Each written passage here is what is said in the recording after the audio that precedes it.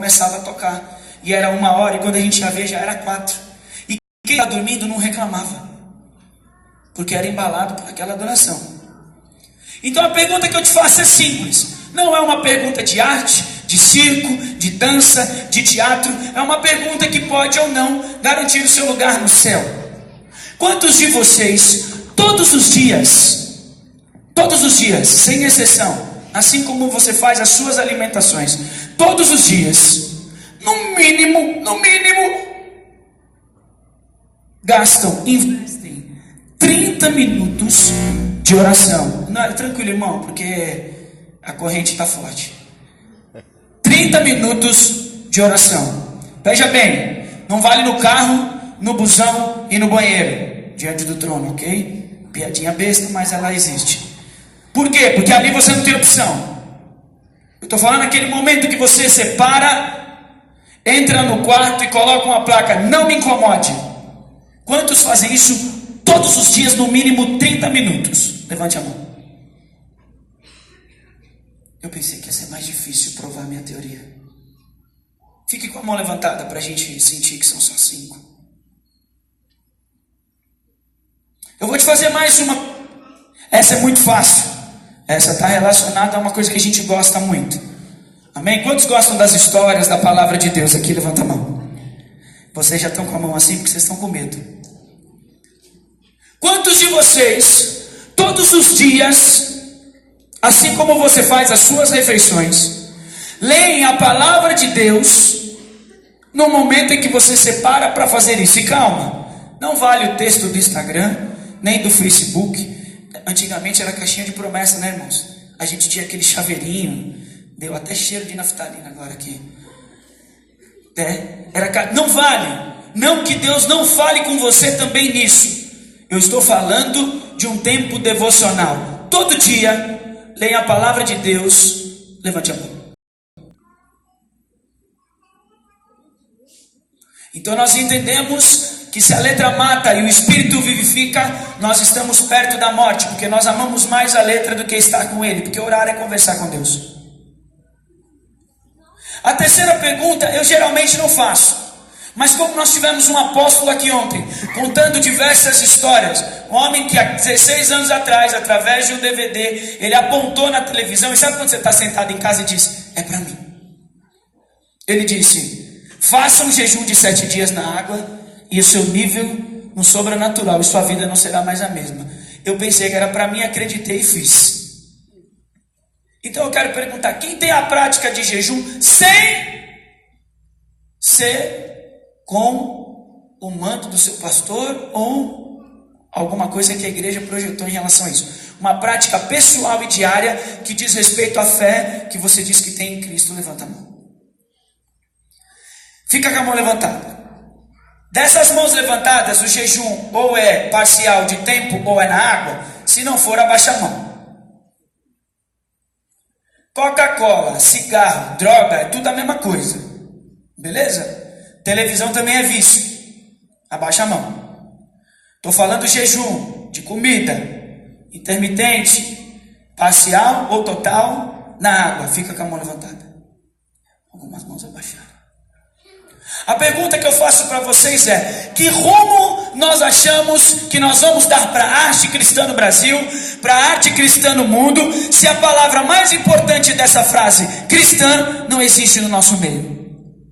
Aceitar a Jesus é uma coisa simples, irmão. Você vai lá, identifica que Ele é o seu Senhor e seu Salvador, que você é um pecador e precisa dEle. Mas a verdadeira conversão, arrependimento, que vem da palavra grega metanoia, mudança de direção, é o que faz você ser outra pessoa. O que é metanoia? O que é mudança de direção? Meu carro está indo por aqui, eu conheci Jesus, meu carro vai para onde? Por aqui. Eu não conhecia Jesus, então a minha arte era tudo que eu fazia. Eu não tinha que ler, eu não tinha que orar, eu não tinha que me relacionar com Ele. Mas eu me converti, eu me arrependi, eu converti o meu caminho. O que eu tenho que fazer agora? Como você ama alguém que você não conversa? Quem é solteiro aqui? Levanta a mão. Pode levantar, não tem pegadinha. Fica com a mão levantada. se eu orasse por vocês para o casamento, vocês aceitariam? Eu sou casado com uma mulher de Deus. Mas eu vou fazer um pedido específico. Pode ser? Levanta a mão aí. Deus, que o Senhor dê uma pessoa que passe o resto da vida com esses irmãos, que não fale com eles, que não se relacione, que toda a carta... Por que vocês estão abaixando a mão? Vocês não querem? Vocês estão rindo? Porque é isso que vocês fazem com Deus. O amor que você sente por Deus é o que você não quer receber de ninguém.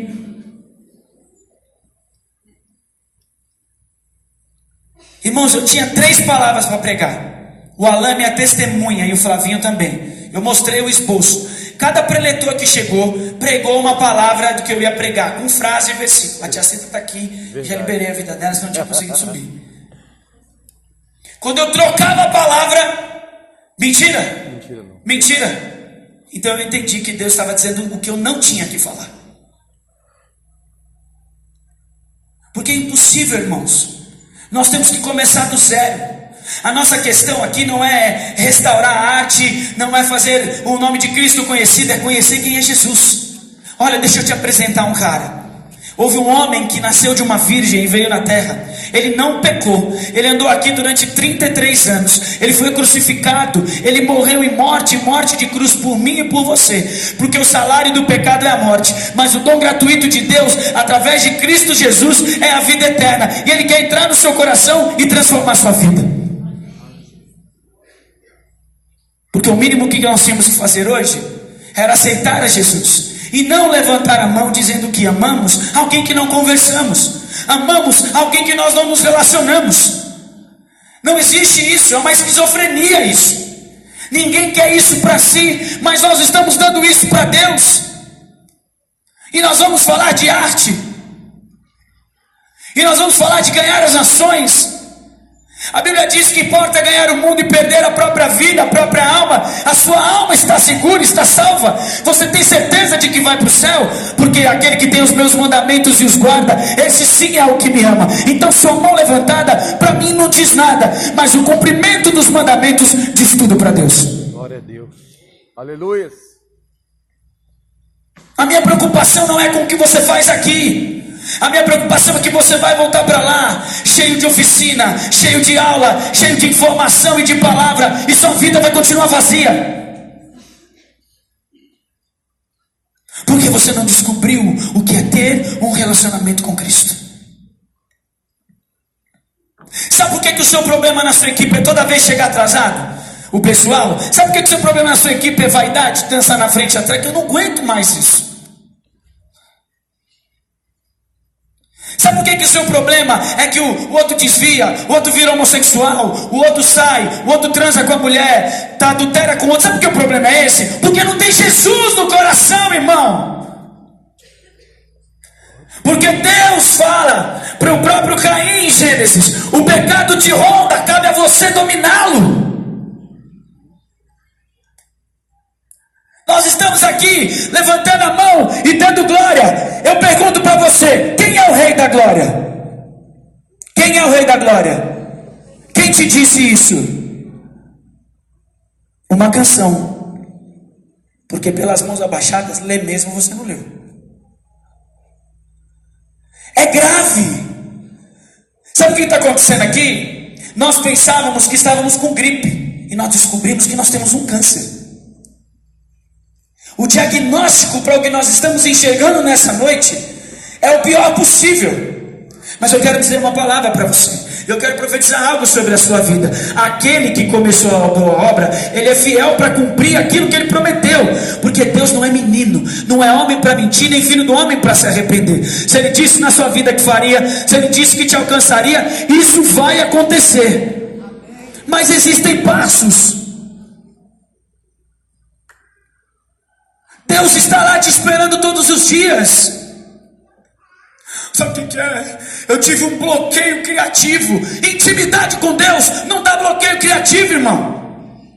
Quem anda com Jesus, o Wi-Fi fica aberto. E aí você pede uma coisa e o download vai acontecer automático.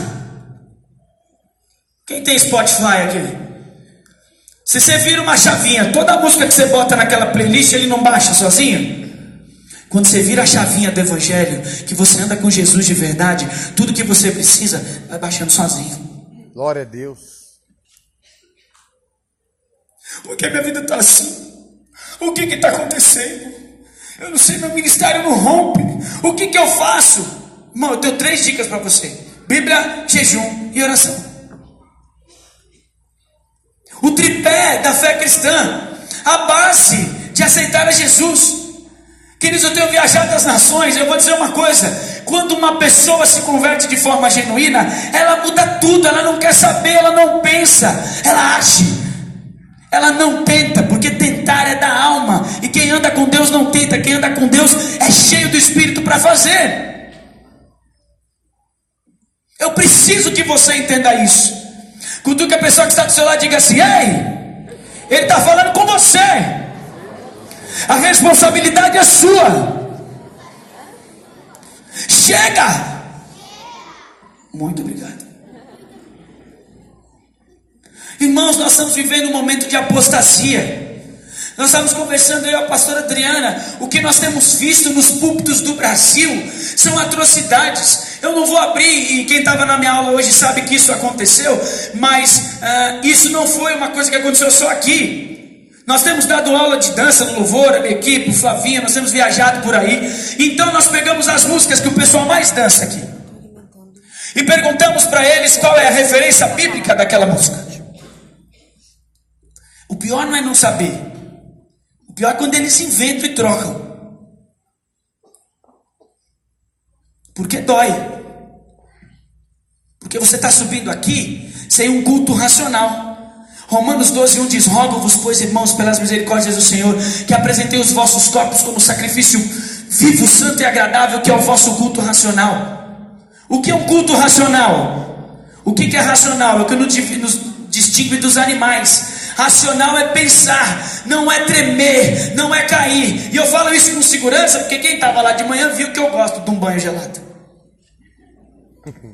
Sacudiu, irmão, balançou o óleo. Eu tô dentro, eu tô embaixo. Irmãos, eu vinha para esse congresso aqui e eu ia embora carregado. Acabava o culto, minha equipe pegava um pelo pé, outro pela mão, jogava no fundo do ônibus e a gente ia parar lá no Ferreira Pacheco.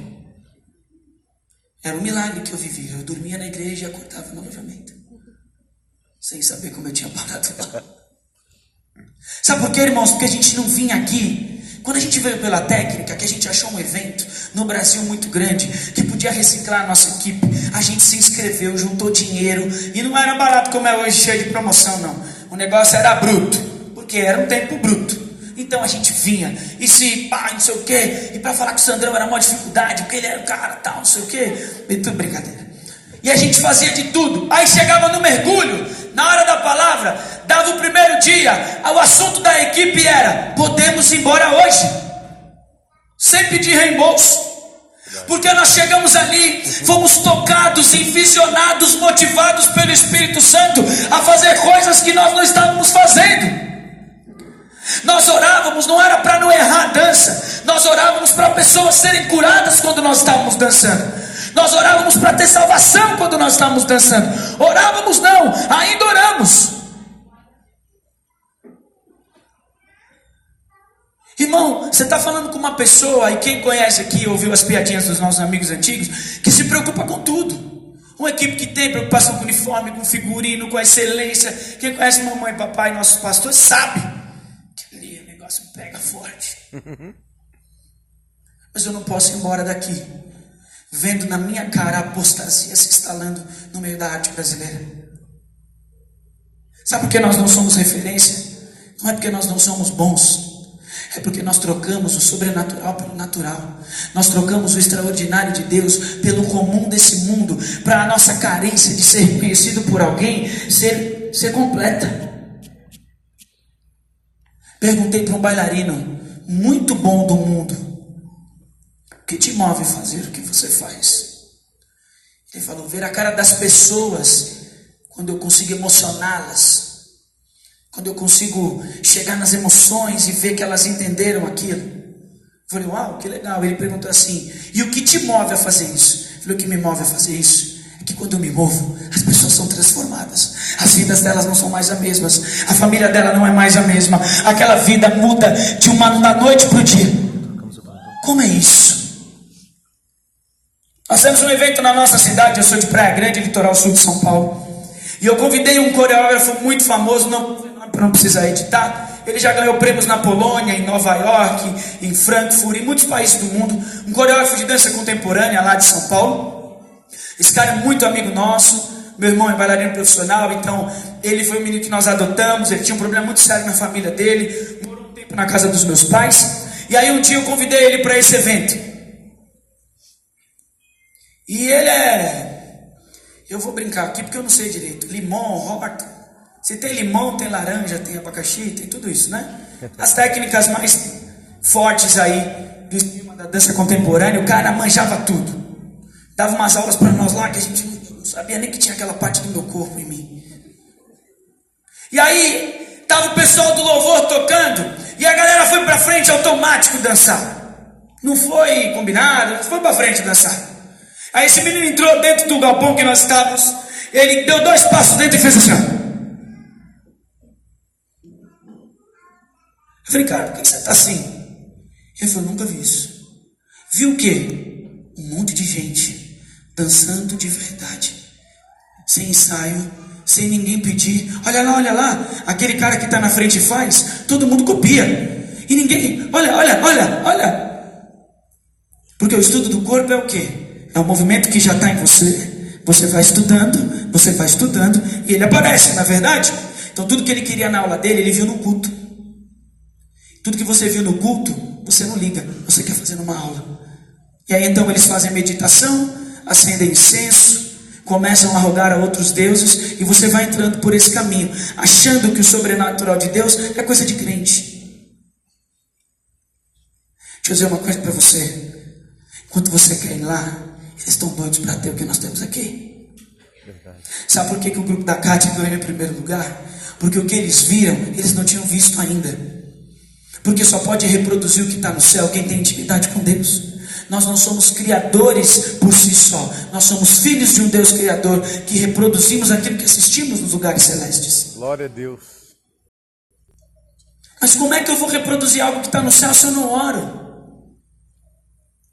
Orar para entrar no palco e para acabar, depois que acaba a dança, para nós é suficiente. Ler a apostila do discipulado é suficiente.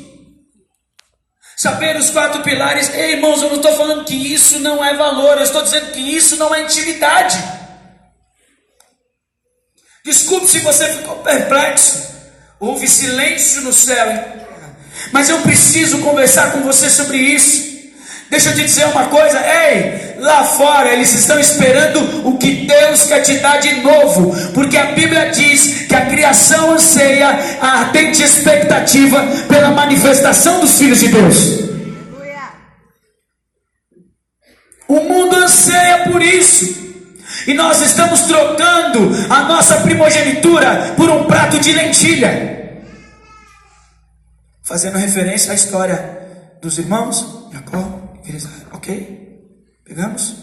Porque quando o preletor vira e diz assim, eu creio que vocês conhecem essa história, eu não creio mais. Desculpe, irmãos, não é falta de fé, é um fato. Sua mão não estava levantada.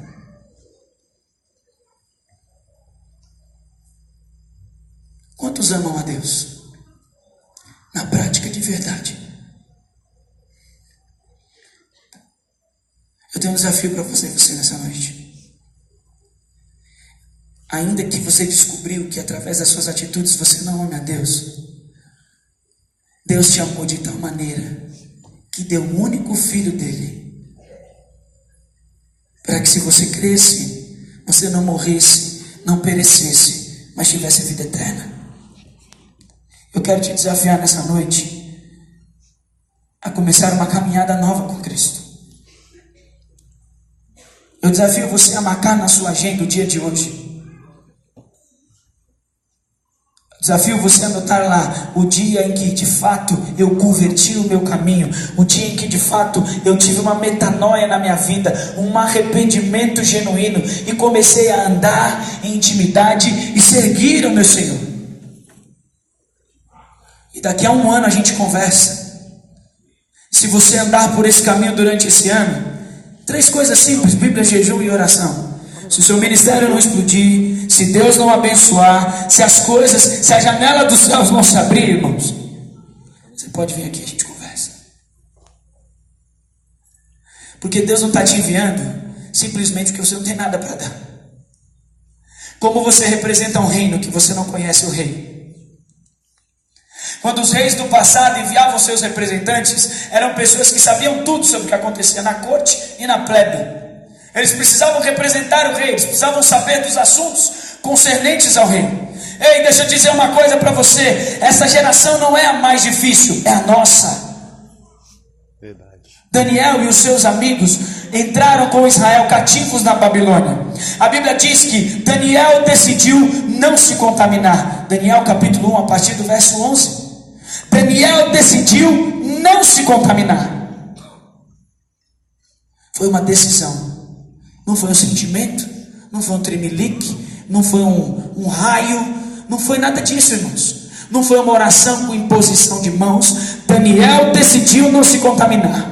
Paulo, Atos capítulo 9, estava indo em direção a perseguir os cristãos. Jesus aparece para ele, ele cai em terra, fica 3 dias sem enxergar, e depois ele não vira e fala assim: e agora? Qual é meu ministério? Ele levanta e começa a pregar o evangelho imediatamente.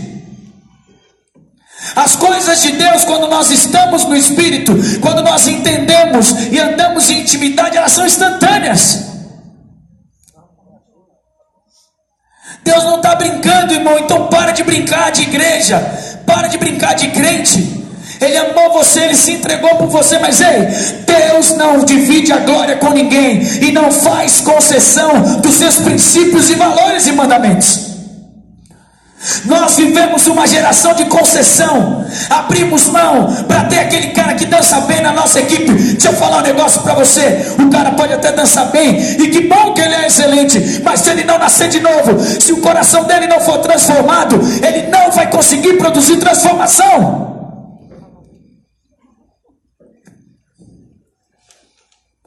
Ele não vai conseguir produzir transformação.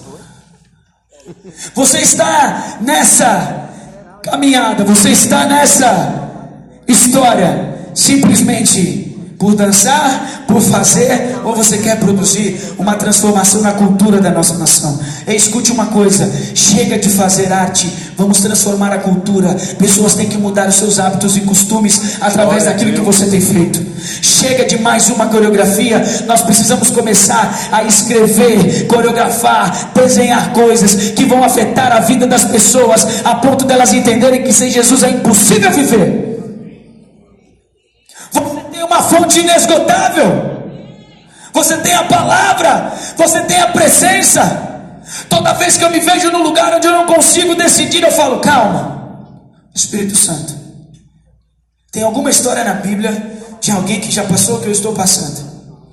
Senhor, ainda que isso seja muito particular, o Senhor sabe o que é certo fazer, me diz.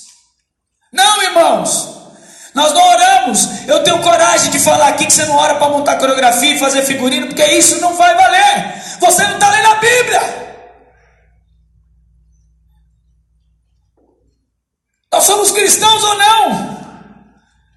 Você sabe o que significa a palavra cristão? Pequenos cristos. Mas você sabe que isso não era um elogio? Isso era um bullying que era feito. Era assim: olha só, olha aquele Flavinho ali, ó, os discípulos do Buguinho ali, ó. Era isso que eles falavam.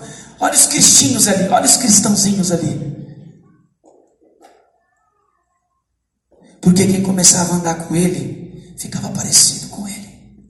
Quem começava a andar com ele começava a mudar suas atitudes e seus hábitos. Quem começava a andar com ele começava a ter os mesmos hábitos que ele. Então as pessoas se levantavam e diziam: agora você está imitando o mestre? Sim, querido, eu estou imitando o mestre. A ideia é imitar o mestre. O que vai valer é imitar o mestre. E eu preciso que você nessa noite entenda isso. Só temos um caminho hoje para nós. Um caminho. Conversão. Precisamos fazer a volta. Precisamos pegar outra rota. Precisamos metanoia, nos arrepender, mudar. E isso não tem que esperar você chegar na sua casa. Nós podemos orar hoje aqui.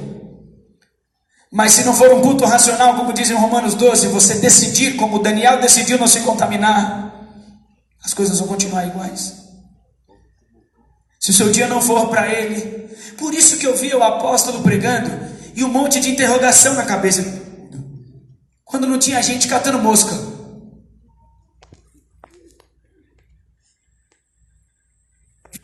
Porque estava falando de coisas profundas, concernentes ao reino, que você não sabe nem quem é o rei. Desculpa ser duro com você nessa noite, mas eu espero que esse nível de intensidade, de dureza, gere em você uma inquietação, um arrependimento, gere em você um desejo de não estar mais assim. Porque deixa eu dizer uma coisa, você não está bravo comigo. Um pastor que fez meu casamento, já faleceu, dizia: só existe um tipo de pecado que não é exposto, aquele que não é cometido. Não fui eu que te expus, foi você. Não fui eu que eu deixei de ler a Bíblia nem de orar, foi você. Antes que a gente orar, eu quero contar uma história para você entender sobre o que eu estou falando. Um dia eu entrei no automático no meu ministério, viajávamos, pregávamos, dançávamos, automático, irmãos. Já sabia o que fazer, não tinha consulta a Deus. A gente sabe o que fazer. E aí fazia um tempo que eu não tinha minha devocional e eu comecei a sentir falta disso. Entrei no meu quarto, fechei os meus olhos, abri os meus braços e escutei Deus no meu ouvido dizendo assim: filho, que saudades. Irmão, naquela hora só faltou explodir. Eu falei: Deus está aqui me afagando. Olha que beleza, que delícia. Ele tem saudades de mim. Eu acho que o Espírito Santo olhou para mim e falou assim: quando você acabar com essa bobeira aí, eu continuo. Acabou esse momento meu romântico. O Espírito Santo disse para mim assim: a gente só tem saudade de quem está? De quem está? Não era um elogio, era uma exortação. Hoje ele está dizendo para você uma coisa: que saudades. E você pode responder a isso. Você pode responder isso a partir de agora aí no seu lugar. Ninguém nos separará do amor de Cristo. É o pecado que nos separa dele. Nem poderes, nem altura, nem profundidades. Nada pode nos separar do amor de Deus. Então saiba que se você tem essa separação é porque foi causada pelo seu pecado. Hoje é noite de religar, hoje é noite de restaurar, hoje é noite de restituir a Deus aquilo que você tomou. Talvez você não roubou nos dízimos, nas ofertas, mas depois que você disse sim, você roubou no tempo, na intimidade, na proximidade. Ei, preciso que você escute isso. Fique de pé no seu lugar.